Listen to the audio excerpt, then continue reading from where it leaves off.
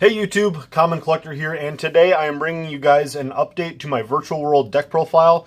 This deck got just some amazing reprints back in the 2021 Megatins, as well as getting Crossout Designator. I am only playing Designator in the side, just so you guys know. I think a lot of people are sort of seeing that Designator isn't as impactful as we thought it would be. For this deck, it's pretty good, but I thought just for now I'm testing it out in the side deck for the mirror match and stuff like that, but we will get to that a little bit later. But yeah, Virtual World, really been loving playing around with this deck lately because it's just such a cool toolbox deck.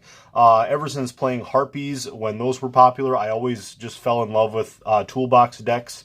So by that I mean like you have your whole like just such a big array of effects that you can get out from your extra deck, and so we will just get on into that. So yeah, starting off with the deck profile, we have our 3 copies of Virtual World Lulu. She is just like one of your best cards to start off with.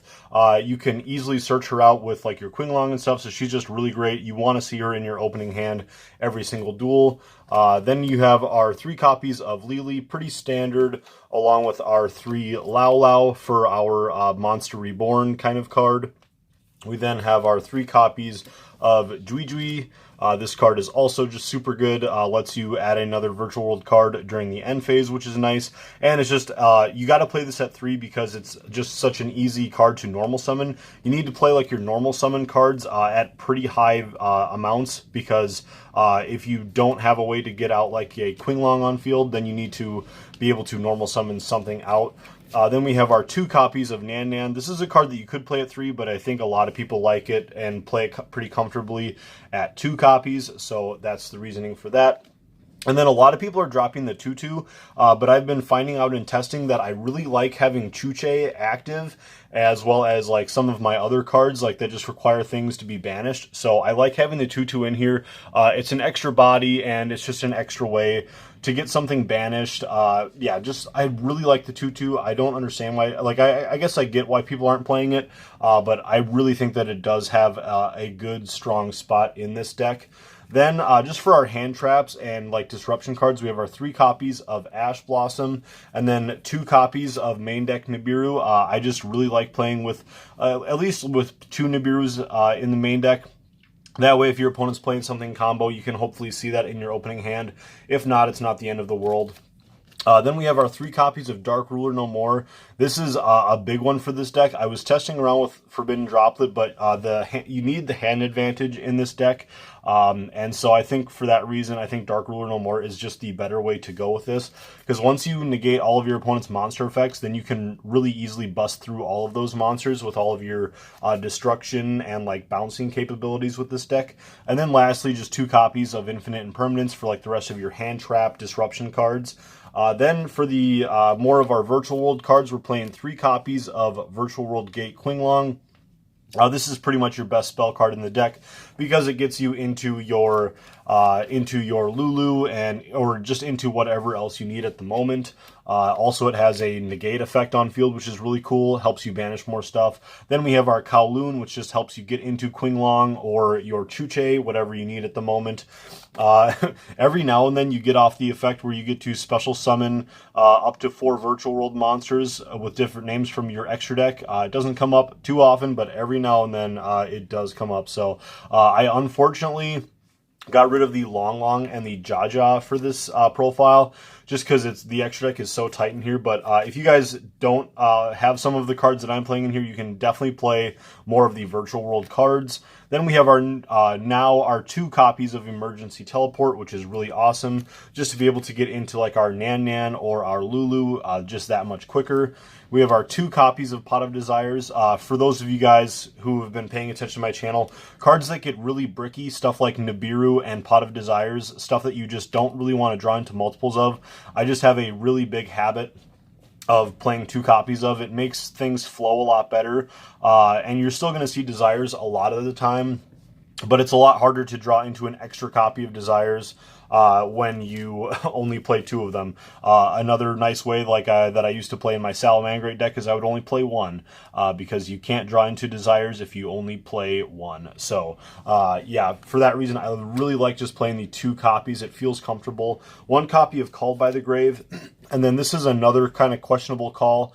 I'm playing 3 copies of Chuche. You guys can drop this to 2. I think that's what most people play. But I just really like Chuche, getting it in the graveyard and keeping it on the field. So if you only play 2 copies, then you basically have to be playing pretty perfectly.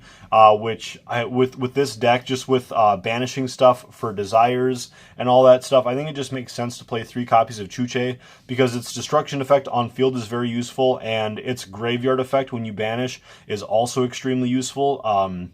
So for that reason, I really think playing 3 copies, it just feels more comfortable for me just because I like getting both of those effects off. And then for another Monster Reborn-like effect, we have our 1 copy of the Zon Wu, and that is going to be it for this 40-card main deck. I'm really happy with it, how it plays, how consistent it is. It feels pretty comfortable. Again, you guys can change things around, but I really think playing with the 3 Chuche has been a nice upgrade, and keeping in the 2/2 has been also really, really nice. But anyways, that's it for the main deck. Don't forget to stay around for the side deck because I am doing a side deck, but we'll get on into the extra deck now. So for the extra deck, we are playing our 1 copy of Bamboozling Gossip Shadow. This is, I am playing the Ultimaya Zulkin package in here, but this is really just if you have sort of a bunk hand and you can't get into the Zulkin. It's just nice to have the Gossip Shadow there just as a backup. That way you can maybe just go into like a Gossip Shadow and then a Shen Shen, you know, just whatever you need, whatever like your hand is showing you at the moment.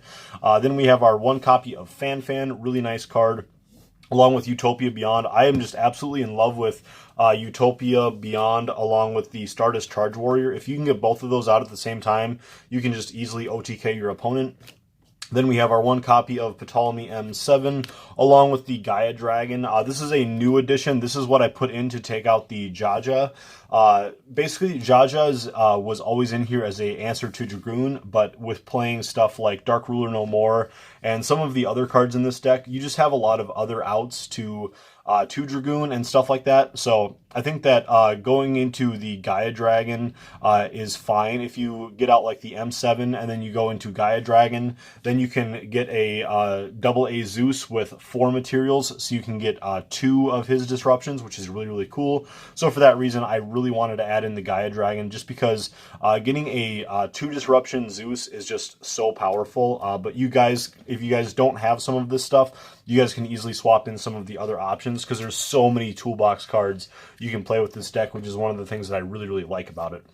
Then we have our 1 copy of Coral Dragon, 1 copy of the Stardust Charge Warrior. Again, these 2 cards just pair so well together. Even if you don't get them out at the same time, they just work really awesomely, and these 2 cards can help you draw into more stuff, which is really cool. We have our 1 copy of the Jui, the 1 Vermilion Dragon Mech, and then the 1 copy of Shen Shen. Shen Shen is super duper cool. Again, you can just sort of end on Shen Shen and Gossip Shadow if your hand isn't optimal. Otherwise, you can go into the Ultimaya Zulkin package, which is the 1 Zulkin, the Crystal Wing Synchro Dragon, Muddy Mud Dragon. So then, if you guys don't know how this works, you then take the Muddy Mud Dragon and the Ultimaya Zulkin.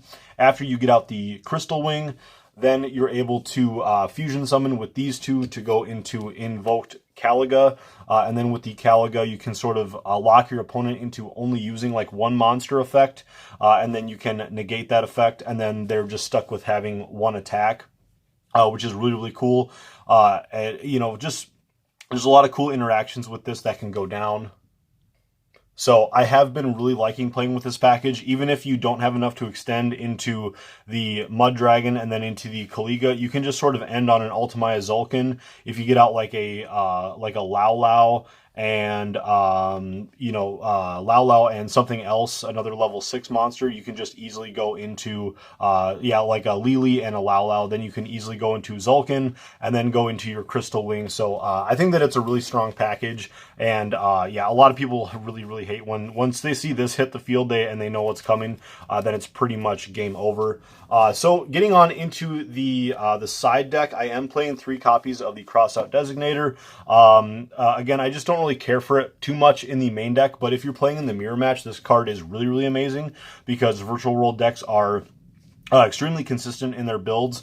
and then you can also sort of hit other stuff, like if your opponent, if you know your opponent is going to be hitting you with, you know, Nibiru isn't always amazing with Designator because it stays in hand, but there's other stuff that you can hit with Designator that if your opponent's going to be playing big blowout cards, this can come up. So, and then also the side deck isn't super duper tight for this, so I thought Designator still worked in here. I'm playing our third copy of Nibiru in case we're playing up against a combo deck.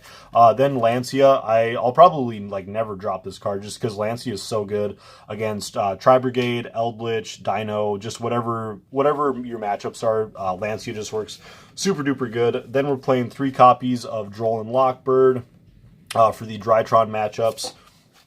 Even though Droll still doesn't kill them because now they play Dragoon.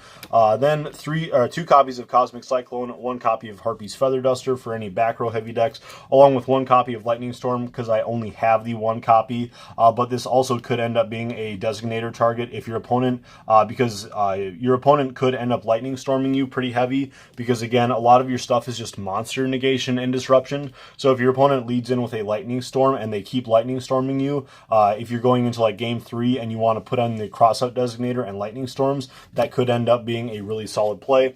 And then finally 1 copy of Imperial Order, sort of for the same thing. If you keep getting hit by Lightning Storm, Dark Ruler No More, and Forbidden Droplet, stuff like that, Imperial Order can be really, really helpful. So I didn't want to put Imperial Order into the main deck, but I thought that it was still good to play in the side deck. I would say that's one thing that I need to get convinced of, is putting Imperial Order into the main deck. I just haven't really had enough scenarios where I really have been looking for it. So anyways, guys, I think that's going to do it for this deck profile. I hope you guys enjoyed it. If you guys are interested at all in my in the Patreon, I am going to be doing a you versus how to destroy the meta. So there is going to be a video on this. So that's basically just me going out with this deck profile and sort of showing off which side deck cards and hand traps are really powerful against this deck, what the weak points are, and just where to hit the deck really hard. And so, yeah, if you guys are interested in that at all, definitely go ahead and check out that video. It will be over on the Patreon at the lowest, at the bottom tier, so everybody can basically afford that. So if you guys are interested, go ahead and check out the Patreon and all of the other videos there, as well as just don't forget to subscribe to the channel if you guys haven't already, and we will see you for the next video. Thanks for watching. Peace.